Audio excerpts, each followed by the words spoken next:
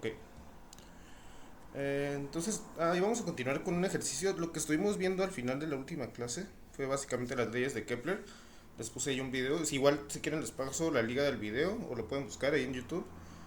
También hay pues muchos otros videos, ¿no? Para que les quede bastante claro las leyes de Kepler. Ahorita estamos viendo todavía la primera ley,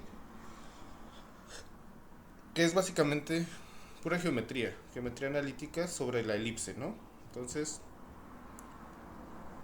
mmm, déjenme les comparto la guía. Vamos a repasar nada más lo que vimos al final de la última clase. Teníamos esta figura que se llama elipse y la caracterizábamos.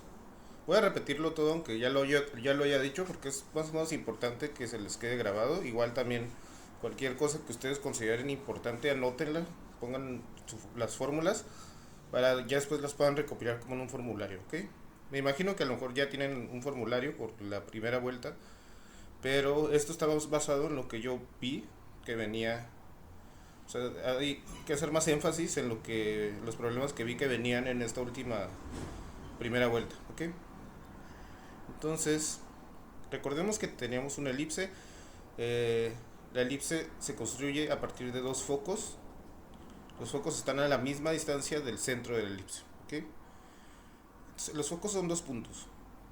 Ahora, a partir del origen, nosotros podemos medir la distancia del origen al foco. A eso le llamamos distancia focal y la representamos con esta letra C minúscula, ¿ok?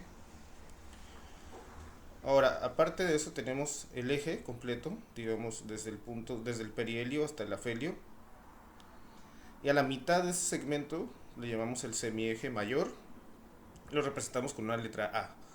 Lo mismo para el eje transversal, vamos a tener el eje menor y la mitad de eso se le llama semieje menor, que está representado por una letra B. Entonces, una propiedad es que se cumple el teorema de Pitágoras con los lados CB como catetos y A como hipotenusa.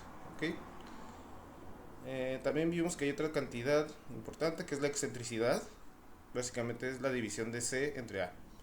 O sea, la distancia focal entre el semieje mayor. Entonces, recuerden estas dos relaciones. La fórmula para la excentricidad y que se cumple A cuadrada igual a B cuadrada más C cuadrada por el teorema de Pitágoras. ¿Ok? Entonces, eso hasta el momento yo creo que son más o menos las fórmulas importantes que tendrían que recordar. Bueno, además de esto, ¿no? Que dos a es la longitud del eje mayor, 2B es la longitud del eje menor, etcétera. Entonces, lo último que estábamos haciendo, les estaba intentando explicar un problema. Estaba por aquí. Bueno, esa era la primera ley. Bueno, la segunda ley nos dice que la línea que conecta el Sol con un planeta recorre áreas iguales en tiempos iguales. Esto se llama la ley del área.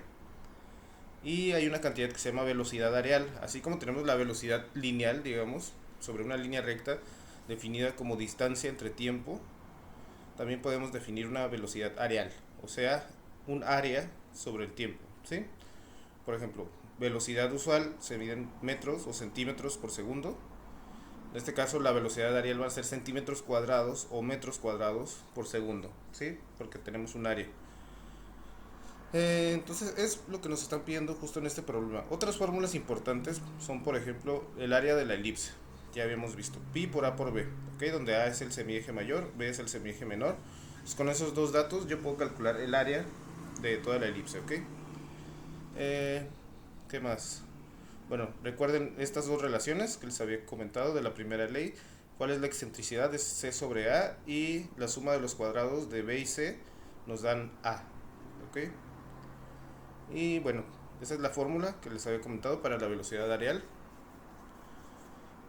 Ahora vamos con los ejercicios. Primero nos pedía calcular la velocidad areal de la Tierra en kilómetros cuadrados por día. Fíjense que nos dice con los datos del afelio A y la excentricidad C para la órbita terrestre. ¿Okay? Entonces, lo que estamos suponiendo es que sabemos A, sabemos cuánto vale A. ¿Ok? Aunque no nos den el dato aquí, pero en principio sabemos cuánto vale A y si nos dan el valor, por ejemplo, de la excentricidad, ¿ok? Entonces, vamos al pizarrón. vamos a repasar lo último que les mencioné más o menos rápido porque se nos acababa el tiempo. Que lo teníamos por acá. Entonces, como les digo, los datos que tenemos son A, el semieje mayor, y la excentricidad. ¿Ok? Entonces, ¿cuál es la fórmula para cada una de estas cantidades? Bueno, para la excentricidad tenemos una fórmula que es C entre A, la acabamos de ver, y para el semieje mayor hay una fórmula que tenía que ver con el teorema de Pitágoras, una relación entre A y los catetos B y C. ¿Ok? Entonces, vamos a utilizar esas dos relaciones para encontrar primero que nada al semieje menor. Recuerden, la fórmula que nos interesa usar es la velocidad areal va a ser igual al área sobre el tiempo. A ver, yo tengo un dato, además. No sé si tienen por ahí, bueno, si la tengan a la mano la guía. Se me ha olvidado mandarlas, es más, de una vez les voy a mandar el link. Eh,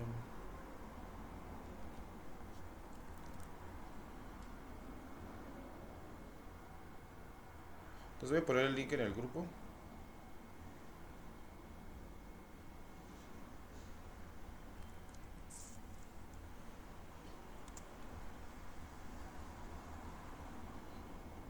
Bueno, entonces, si no la tienen a la mano, abran la guía y regresense tantito ahí al problema que estábamos viendo en la figura 1.22, es en la página 34. Bueno, ahí nos dice que eh, calculemos la velocidad areal de la Tierra en kilómetros cuadrados por día. ¿Ok? Entonces, ¿cuánto dura una vuelta de la Tierra al Sol? Dura 365 días, ¿no? Entonces ahí ya lo tenemos en estas unidades que nos interesan, que es en días. ¿Y qué datos estamos obteniendo? Estamos obteniendo el periodo, ¿ok? El periodo que sería darle una vuelta completa a la elipse, ¿ok? Ahora, ¿de qué nos sirve esto? Bueno, si yo sé cuál es el área total de esa elipse, recuerden, como tenemos aquí, imagínense que esta región roja cubre toda la elipse, ¿ok? Entonces, ¿cuál es el tiempo en el cual se recorrió esa área? Pues un año, ¿no? Es decir, 365 días, una vuelta completa a la elipse, ¿ok? Entonces ya tenemos el tiempo. Ese tiempo que nos interesa es el periodo. Este T mayúsculo. Vamos a ponerle periodo y aquí vamos a ponerle área total. El área total de la elipse, ¿ok? Ahora, ¿cuánto vale el área total de la elipse? También es una fórmula que acabamos de ver. Vale pi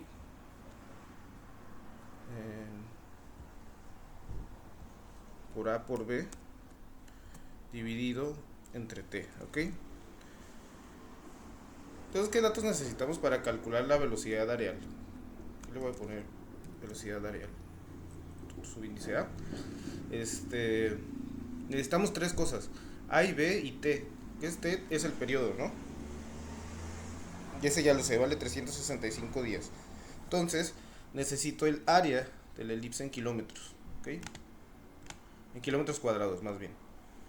Entonces, para el área de la elipse, necesito conocer A y B. A, digamos que ya lo sé. Ahorita incluso podemos buscar el dato, en el caso de la Tierra, sabiendo el afelio, cuál es la distancia al Sol. De ahí podemos sacar ese dato.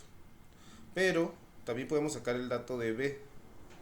¿Ok? O sea, para el caso de B, en realidad no hay ningún punto así importante en el cual nos podamos basar para investigar cuál es esa distancia, en el caso de la Tierra al Sol. Pero para A sí, porque tiene que ver, como les digo, con el afelio y con el perihelio. ¿Ok? Entonces, ya sabemos A, queremos calcular B. ¿Cómo encontramos B? Fíjense que de aquí podemos tener dos expresiones para C en términos de A. Bueno, más bien una expresión para C en términos de A, lo cual ya nos quita la dependencia en C. Entonces, si nosotros sustituimos en esta segunda fórmula, todo va a depender nada más de A y de B. Por lo tanto, de ahí podemos despejar b para encontrarla en términos de a. Por ejemplo, aquí en la ley de, bueno, en el teorema de Pitágoras, voy a despejar a b, ¿sí? Entonces, como despejo a b, ¿qué le está haciendo c cuadrada? Le está sumando, ¿no? Yo quiero quitar a c cuadrada, entonces lo tengo que pasar restando para el otro lado, ¿ok? Entonces nos va a quedar esto que está aquí adentro de la raíz, a cuadrado menos c cuadrada. Eso va a ser b cuadrada. Y para quitarme el cuadrado, bueno, aquí ya lo tengo escrito.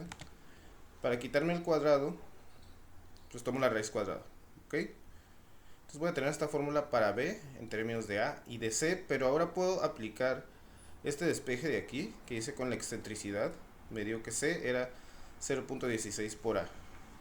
Entonces c cuadrada es lo mismo que 0.16 por a al cuadrado, ¿ok? Entonces, bueno, puedo desarrollar todavía más esta expresión.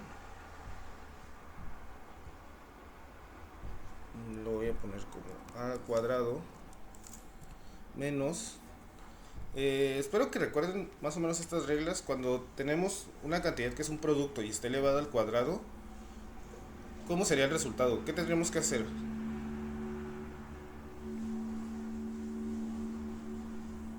Bueno, digamos que el exponente, el elevado a la 2, se va a distribuir sobre cada uno de los factores. Aquí tenemos dos factores, el 0.016 y a. Entonces digamos que este 2 va a entrar a cada uno de los factores, ¿ok? Entonces, en el primer caso sería 0.016 al cuadrado. Y eso me da 0.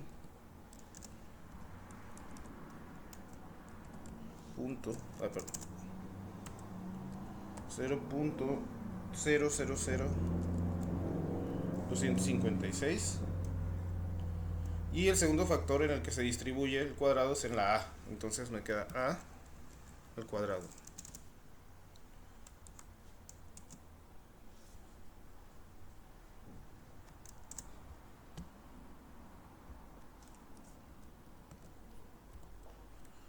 ¿Sí? A ver, ahora vienen otros pequeños pasos de álgebra. Espero no les confundan. Aquí yo puedo aplicar lo que en álgebra se conoce como factorización. ¿Por qué? Porque tengo una suma o resta más bien de dos términos, ¿ok? Pero cada uno de estos términos tiene un factor en común, ¿sí? Que vendría a ser a cuadrada. Aquí sería a cuadrada por 1 y aquí sería a cuadrada por 0.000256. Entonces, en álgebra lo que hacemos es factorizar, es decir, lo sacamos a la a cuadrada, como si hiciéramos lo opuesto a distribuir. Entonces aquí nos va a quedar una a cuadrada afuera. Y esto va multiplicado por, bueno, si yo le factorizo a cuadrada al 1, digamos que aquí esto, como les dije, podemos escribirlo como a cuadrada por 1, me va a quedar nada más un 1. Y del otro término me va a quedar nada más 0.000256. A ver, hasta el momento, ¿les está quedando claro estos pasos de álgebra? ¿O hay alguna cosa que no sabían o que no hubieran visto?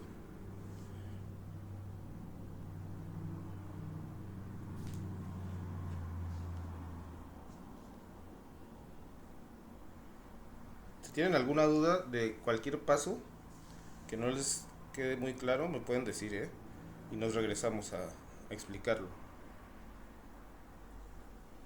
Bueno, si todo les está quedando claro, entonces, ¿qué sigue? Para poder reducir más esta expresión.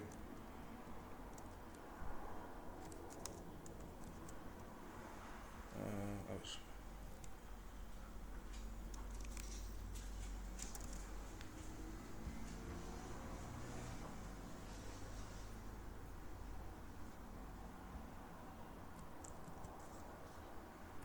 Perdón, es que me está moviendo esto. A ver.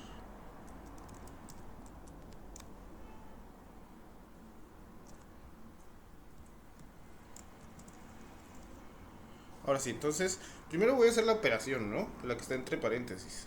Es decir, 1 le voy a restar esa cantidad. Va a dar algo muy cercano a 1. porque es un número muy pequeño.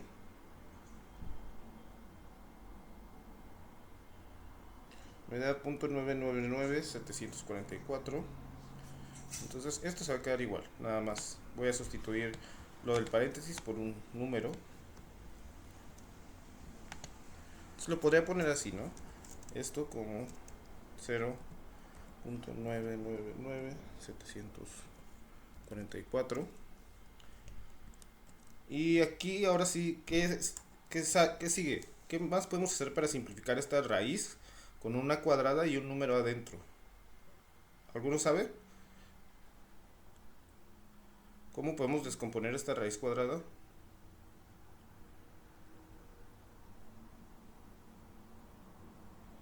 Yo sé que a lo mejor en muchos de los casos no va a ser necesario que sigan todo este procedimiento. Por ejemplo, si yo supiera cuánto vale el valor de A, ¿ok? Imagínense que yo sé cuánto vale el valor de A.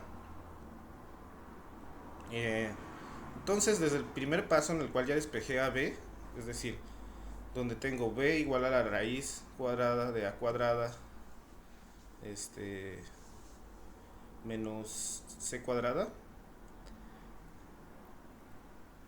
De ahí yo ya nada más podría sustituir lo que vale A y lo que vale C, si yo ya sé cuánto vale A, ¿ok? Y entonces podría calcularlo numéricamente. Nada más que lo estamos haciendo de esta manera porque en algunos problemas, no en todos, pero va a haber seguro algún problema en el que van a tener que hacer algún tipo de cuentas de este estilo porque no van a tener el dato específico. Muchas veces no les dan el dato y después de hacer todo el desarrollo algebraico resulta que se cancela esa variable y no la necesitamos. Pero aún así necesitan saber cómo se hace ese procedimiento algebraico. Entonces por eso lo estamos haciendo de esta manera. Eh, entonces lo que sigue es descomponer la raíz. La raíz cuadrada la podemos expresar así también. O sea, lo podemos expresar como un producto. O sea, la raíz de un producto es un producto de raíces. ¿Ok?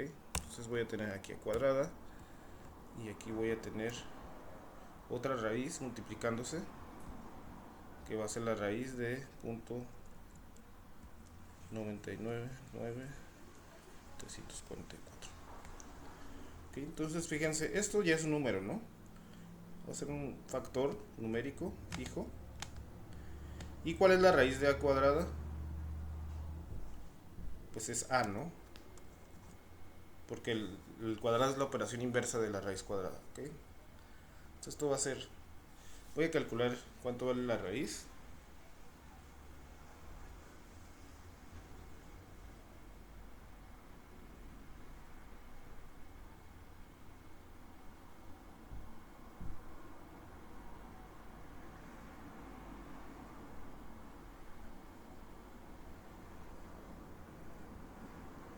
Bueno, vale algo también muy cercano a 1.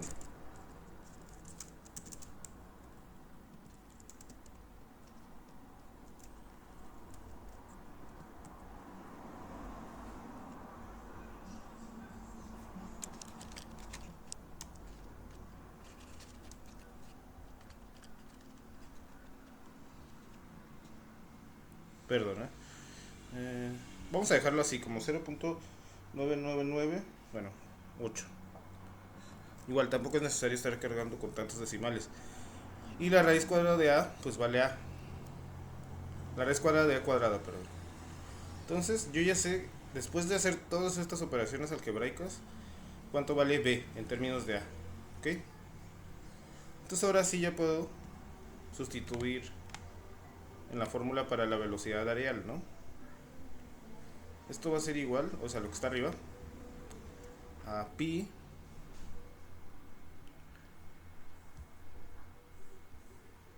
por a por b, pero b lo voy a expresar como este número de acá, el último que llegamos. Entonces como va a haber a y también hay otra a en ese resultado, en el de b, va a haber dos a multiplicándose, ¿no? Entonces esto en realidad va a ser una a cuadrada. O sea, una vez que ya simplificamos las dos a, nos va a quedar a al cuadrado por este otro factor numérico 0.9998. ¿Ok? Y todo esto va dividido entre el periodo en días, que era 365 días. ¿Ok? A ver, entonces, para calcular ahora sí ya el dato final, la velocidad areal, ¿qué es lo que necesito? Necesito el valor del semieje mayor de la Tierra, bueno, de la órbita de la Tierra. Entonces, eso, bueno, no nos lo dice en la guía, pero lo voy a investigar en Google.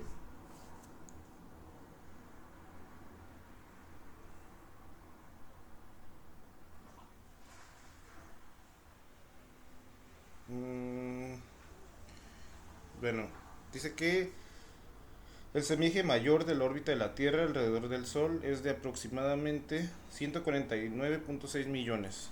¿Ok? Entonces, ahora sí yo voy a tener ese dato. A igual a 149.600.000 kilómetros. ¿Ok?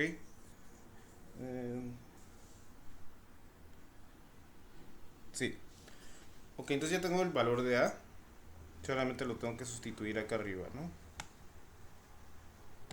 Entonces fíjense que al tener el S cuadrado,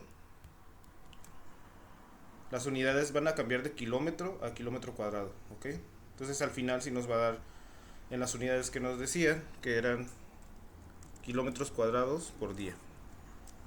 Entonces esto va a ir elevado al cuadrado